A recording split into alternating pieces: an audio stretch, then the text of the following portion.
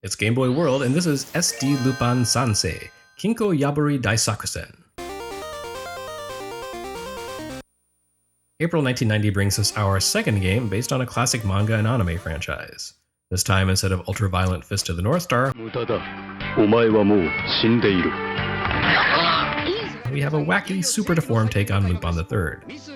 You may question the wisdom of combining Lupin III with a kid-friendly SD art style. The long-running slapstick spy series has always tended toward the risque, with its lecherous hero Lupin III and his lover-slash-rival Fujiko Mine, whose name riffs on Mount Fuji in a not particularly subtle reference to her impressive bosom. But here we are, and here's SD Lupin Sansei, Kinko Yaburi Daisakusen, or roughly, SD Lupin III, the great safe-cracking heist. Is this appropriate? Maybe not, but the one plus side, I guess, is that the game barely has anything to do with Lupin at all. Lupin III itself is a long-running series created by artist Monkey Punch as a sort of riff on Maurice Leblanc's classic gentleman thief character, Arsène Lupin. As his name suggests, Lupin III was intimated to be the grandson of the legendary French thief. Where the original Lupin was meant as a sort of dastardly counterpoint to Sherlock Holmes, Lupin III was heavily inspired by spy fiction of the 50s and 60s. You know, Man from U.N.C.L.E. and of course James Bond. Much like manga's other answer to Bond, Golgo 13, Lupin was both utterly amoral and incredibly lecherous. That's about all Golgo 13 and Lupin III have in common though, where Golgo 13 fell very much into the somber, self-serious seinen genre, Lupin had a loose comical feel to it. Monkey Punch's original manga possessed a sort of anarchic energy reminiscent of underground Western comics of the era. Vulgar, frenetic, highly sexual, and frequently violent, Lupin III calmed down considerably when making the leap from manga to anime. The need for consistent character models surely played a big part in that, as did the fact that television audiences probably would have been less receptive to Monkey Punch's tendency to kill off the protagonist from time to time, continuity not really being that big a deal here. Anyway, SD Lupin III takes 25 years of salacious media history and turns it into a boring, kid-friendly puzzler. Yes, that's right, another puzzler. Developed by a studio called Nova Games, whose 5-year tenure as a developer consisted almost entirely of works based on anime franchises, SD Lupin is a puzzle action game, and while it contains about as much fan service as you could possibly expect within the format, those elements are all utterly superficial. The game could be pretty much any property.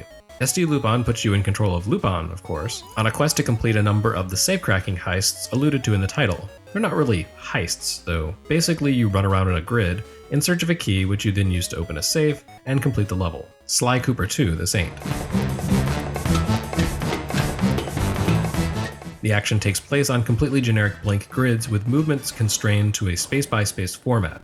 Lupin advances ever so slowly from one square to the next, and though you can double back while in motion, you basically have to commit to one action at a time. You have a few handy mechanics at your command. Lupin can stomp on a tile to cause it to rise up or drop down again, and raising tiles is essential for crossing gaps. You can only jump one tile forward by default, but if you lift a tile, you can leap 2 spaces instead.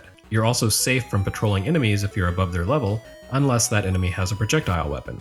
The mazes grow in complexity as you work your way through the different puzzle sets, introducing hazards like tiles that will drop you into a pit if you try and change their height. There are also slippery ice tiles, laser tripwires, rotating arrow tiles that fling you forward in a different direction when you land on them, and more. The most important mechanic, however, comes in the form of the diamond tiles that reconfigure the level when you step on them.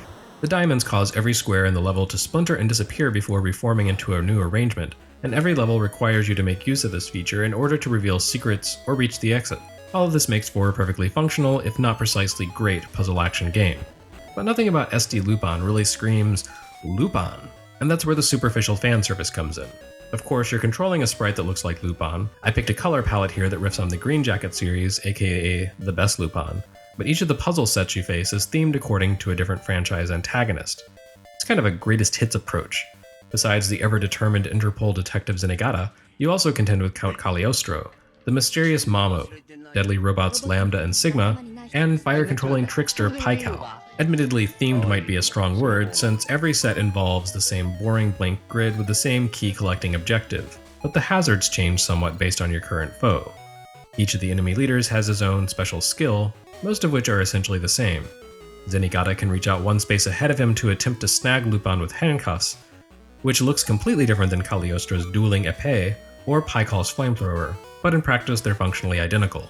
Only Mamo, who has the ability to split into several duplicates, and Lambda, who can fire a piercing laser beam across the screen, really offer a radically different challenge than Lupin's other rivals. And Lambda's kind of cheating, since it wasn't even an enemy, but rather a robot suit powered by a woman who had been tricked into thinking she'd been built by Lupin. On the plus side, the original Lambda episode was directed and designed by Hayao Miyazaki, and the game does a pretty good job of rendering a tiny version of Lambda, which looks almost exactly like one of the Guardian robots from Castle in the Sky. So that's cool. Lupin can also collect special items, such as a disguise that lets him run around for a few seconds unmolested by bad guys, and earmuffs that apparently prevent you from being stunned if you trigger an alarm panel. For the most part though, the tools seem like more trouble than they're worth. Each rival comes with subordinate characters who can only run around randomly. Zenigata has cops, Cagliostro has his weird masked henchman, Lambda has Sigma, a two-headed Miyazaki-style robot whose origins I can't seem to pin down, but they're really just there to complicate things, and they're usually pretty easily avoided. Really, the only difficulty comes from the increasing complexity of the stage layouts and the harsh time limits rather than from clever enemies. You'll also find yourself fighting the controls. Lupin moves at a glacial pace for such a nimble thief, which makes timing advanced but essential moves such as jumping across gaps onto spinning arrow tiles without being dumped into a pit incredibly challenging, and not in a good way.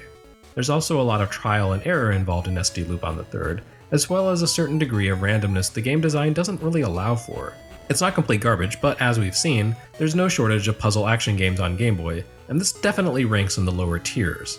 SD Lupin III never made its way outside of Japan, despite the fact that its utterly generic design could have been given a facelift to work with any franchise or property you can imagine. That right there seems like perfect proof of just how unworthy this game was. For more mundane puzzlers, but sadly not more Lupin games, keep watching Game Boy World.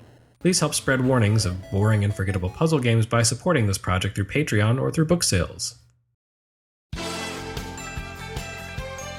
Cultural imperialism rears its ugly head twice when a Japanese game about stereotypical Chinese warriors becomes an American game about Japanese ninjas. It's all the same, right?